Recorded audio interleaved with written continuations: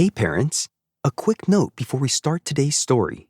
Every month, Animal Stories for Kids podcast will still bring you 2 free regular episodes to enjoy with your kids. But if your child loves following our animals in alphabetical order and is always asking for more, I've created a special subscriber tier just for your family. When you subscribe through Supercast, you'll get an extra episode every month, plus early access to new stories before they're released on the main feed. It's a simple way to support the show's growth and keep your little animal lover stocked with calm, screen-free stories. You can find the link to subscribe in the show notes. Now let's settle in. Today's animal adventure is about to begin. Welcome to Animal Stories for Kids. If you like our stories, please give us a 5-star rating, subscribe to our podcast, and share it with your friends and family. And now, it's time for our story.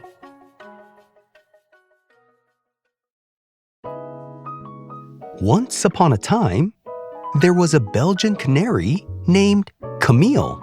Camille the Belgian canary lived in a home in a large bird cage in a house by a hillside where she would sing and live safely without a care as her owner let her fly around the house and even sometimes perch on a windowsill as she looked out into the world. Camille woke before the light reached the high window. The air still held the quiet of night, but her chest was already full of sound, waiting to be let out. She shifted on her perch, toes curling around the smooth wood, and listened. Nothing answered yet. No other birds, no rustle of movement, just her own breath and the soft creak of the cage. That made her hesitate. She had a voice that could fill the room, and on most mornings, it came spilling out of her before she even thought about it. But today, she stayed still, beak closed, as if the song might be too big, as if it might take up too much space. "Maybe later," she murmured to herself, though no one had asked. A thin line of light slid along the walls, and with it came the first distant chirps from outside. Sparrows, quick and busy. Camille the Belgian canary tilted her head. They never seemed to wonder if their songs were too much. They just sang. She took a breath and let a few notes slip out. Soft, testing. They hung in the air like little threads. No one objected. No one fled. Encouraged, she added a few more, shaping them, stretching them, letting them rise and fall. Soon, the room felt less empty, and she felt less alone inside it. "That's better," she said, puffing her feathers slightly. As the light grew, so did her confidence. Her song became fuller, rolling from one phrase into the next. It wasn't just sound. It was movement, a kind of flying without leaving the perch. She hopped to another branch, then another, keeping the rhythm going. Her body seemed to know what to do before her thoughts could catch up. A flutter at the window interrupted her. Camille paused mid-note. Outside, a pigeon landed on the sill with a heavy thump, bobbing its head as it looked in. "You're loud," the pigeon said, not unkindly. Camille the Belgian canary blinked and asked, "Is that bad?" The pigeon shrugged, which looked like a whole body wobble. "It's noticeable," it said. That didn't help. Camille the Belgian canary felt her chest tighten. The song that had felt so natural a moment ago now seemed like something she had to keep track of carefully, like balancing on a thin perch. "I can be quieter," she said quickly. The pigeon tilted its head, watching her, and asked, "Why?" "I don't want to be too much," she said. The pigeon didn't answer right away. It pecked at something on the windowsill, then looked back. "The world is already full of quiet things," it said. "If you're loud, you're loud." Before Camille could respond, the pigeon pushed off and was gone, leaving a small whirl of dust behind. Camille the Belgian Canary stared at the empty window. The room felt bigger again, but not in a comforting way. She tried to return to her song, but it came out uneven. A note slipped. Another cut short. "See?" she muttered. "Too much." She hopped down to the lower perch, then to the floor of the cage, where scattered seeds waited. Eating helped her. It gave her something simple to do. Peck, crack, swallow, repeat. As she worked through the seeds, she noticed a small shadow moving near the edge of the room. A mouse, cautious and quick, nose moving along the wall. Camille froze. The mouse paused too, whiskers twitching. "Hello," Camille the Belgian Canary said softly. The mouse considered this, then inched closer and said, "Hello." They watched each other for a moment. Camille the Belgian Canary felt a strange mix of curiosity and worry. The mouse was small, but it was also unknown, and unknown things could be trouble. "You sing," the mouse said. "I try to," Camille the Belgian Canary replied. "Why do you stop?" the mouse asked. Camille shifted her weight and said, "I thought maybe it was bothering someone." The mouse looked around the room, then back at her. "It helped me find my way," it said simply. That landed somewhere deep inside Camille, though she wasn't sure what to do with it yet. "I get lost sometimes," the mouse continued. "Everything looks the same down here, but your sound, it's like a path." Camille the Belgian Canary glanced at the perches above her, then at the window. She had never thought of her song as something that could guide anyone. "I didn't know," she said. The mouse gave a small nod and said, "Most animals don't know what they're doing for others." That felt both comforting and confusing. The mouse moved on, disappearing into a narrow gap. Camille the Belgian Canary stayed where she was, the quiet pressing in again. But now, it felt different. Not empty, exactly, just waiting. She hopped back up to her perch, slowly this time. Her feet gripped the wood, steady and sure. She took a breath, deeper than before, and let it out as a long, clear note. It filled the room, touched the walls, and came back to her. She added another, then another, building the song piece by piece. It wasn't perfect. Some parts wavered. Others came out stronger than she expected, but she didn't stop. Time passed in a way that didn't feel like time. The light shifted, growing warmer, then softer. Outside, the sounds changed, morning busyness easing into something slower. At one point, a cat appeared below the window, tail flicking. Camille saw it and froze mid-song. Her body went still, feathers tight against her sides. The cat looked up, eyes sharp. For a moment, everything narrowed to that gaze. Camille's heart raced. The instinct to stay silent pressed hard against her. Silence meant safety.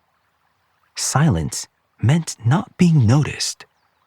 But then she remembered the mouse, tracing its path by her sound. She remembered the pigeon's shrug. She remembered how it felt when the song moved through her, not held back. The cat shifted, preparing to move on. Camille the Belgian Canary let out a note. It wasn't loud, not at first, but it was steady. The cat paused, ears flicking, then looked away. After a moment, it slipped off the ledge and disappeared. Camille exhaled. Her legs felt shaky, but she stayed on the perch. Slowly, she added more notes, letting them grow again. The fear didn't vanish, but it loosened its grip. As the day leaned toward evening, Camille the Belgian Canary's song softened. It turned quieter, more like a conversation. She hopped between perches, following the fading light. "I was scared," she admitted to the room. The room didn't answer, but it didn't need to. "I thought if I was smaller, quieter, everything would be easier," she said while chirping. She paused, listening to the echo of her own voice. "But I think I just felt smaller." The last light slipped through the window, painting a thin line across her perch. Camille the Belgian Canary settled into it, feathers fluffing slightly as the air cooled. "I don't know if I'll always be brave," she said after a while. A faint rustle near the wall suggested the mouse had returned, though Camille didn't see it. "That's all right," she continued. "I can still sing." And so she did, even as the light faded. The song wasn't as bright as it had been in the morning, but it was steady. It filled the space in a way that felt right. Not too much, not too little, just enough to be heard. As the night settled in, Camille tucked her head under her wing. The room grew quiet again, but it no longer felt empty. It felt held, as if the day's songs were still there, resting in the corners. Somewhere outside, a distant bird called once, then fell silent. Camille didn't answer. She didn't need to. The song was already part of her, waiting for the next morning. And when that light returned, thin and certain, she would be ready.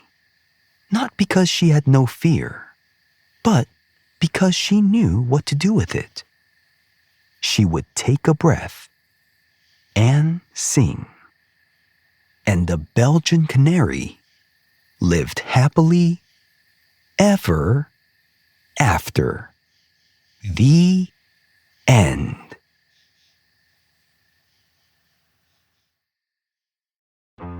Belgian Canaries are a special breed of domestic canaries raised mostly for their unusual body shape and posture. They're also called Belgian Fancy Canaries or Bossu Belge, which in French means Belgian humpback. Belgian Canaries are one of the oldest posture canary breeds in the world. A posture canary is a canary bred for the way it stands and poses instead of mainly for its singing. These birds became famous in Europe hundreds of years ago. Long ago, people even called them the king of the fancy. Belgian Canaries helped create other fancy canary breeds, including the Yorkshire and Scotch fancy canaries. They came from the older Dutch canary lines during the 1700s. Belgian Canaries are domestic birds, meaning humans bred them over many generations. All domestic canaries originally came from the wild canary species. The wild canary's scientific name is Cerinus canaria. Belgian canaries usually have long bodies, long necks, slim shapes, narrow tails, and tall shoulders. Their shoulders rise high above their heads, making them look hunched. When excited or showing off, they stretch their necks forward and point their heads downward. Their body posture can look strange or funny compared to normal canaries.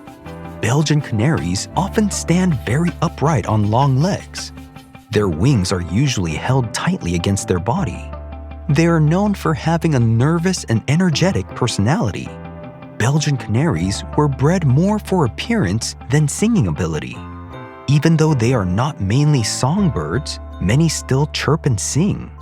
Like most canaries, males usually sing more than females. Canaries belong to the finch family of birds.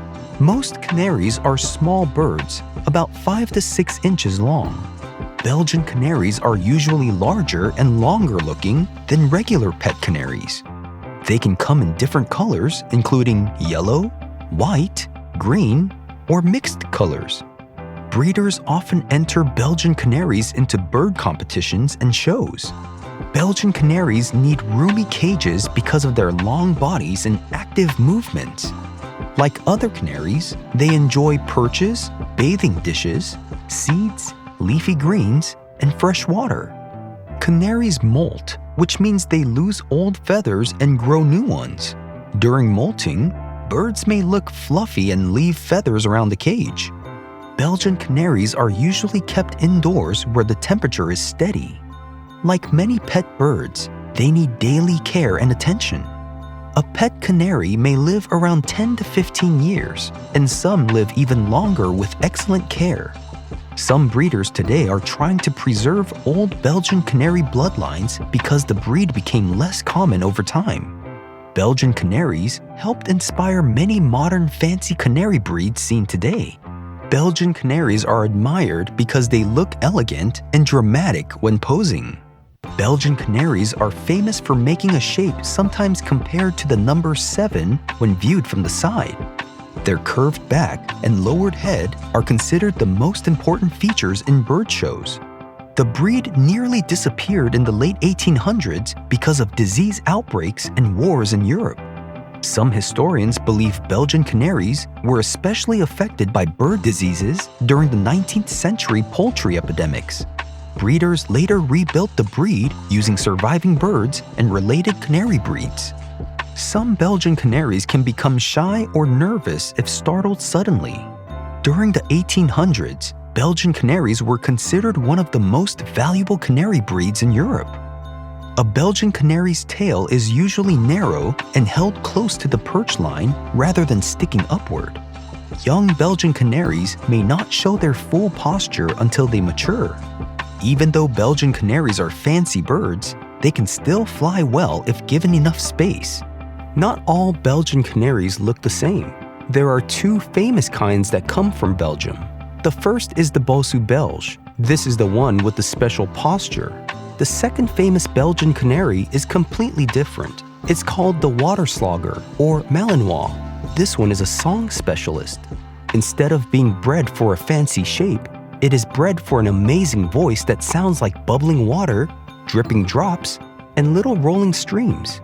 These look more like regular yellow canaries, with no big hump at all. So when someone says Belgian canary, they might mean the tall, high-shouldered showbird or the water song singer. 2 different birds, both from Belgium, both special in their own way. Have you seen a real-life Belgian canary before? If you have, where did you see it? Thanks for listening to Animal Stories for Kids. If you like our stories, please give us a 5-star rating, subscribe to our podcast, and share it with your friends and family. Until next time, bye! If your child loves imaginative stories, I'd love to share my picture book, What Else Should I Eat? It's about a girl who's hungry and goes on a whimsical journey through a magical land of food, trying different kinds of food and exploring how they look, taste, feel, and smell. It's a fun way to show kids that eating different kinds of food can be exciting. The book is perfect for ages 3 to 6, and older kids enjoy it too. You can find What Else Should I Eat on Amazon and other online bookstores. Find all the details in the show notes.